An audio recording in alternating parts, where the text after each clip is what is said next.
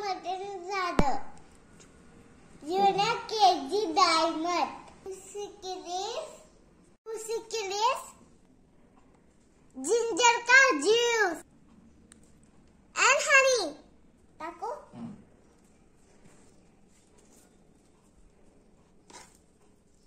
बस करी केला असली करायचं juice. One spoon. One spoon ginger juice. 1 spoon honey.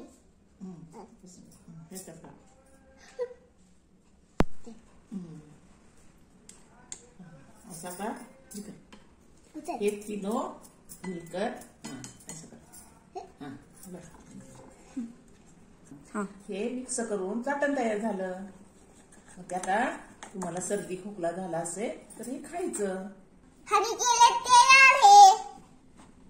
हर उसका एक पत्ता सुबह खाए.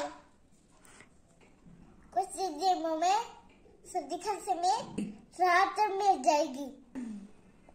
इसे ऐसे में एंटीऑक्सीडेंट एक्सटिन भरपूर होता है.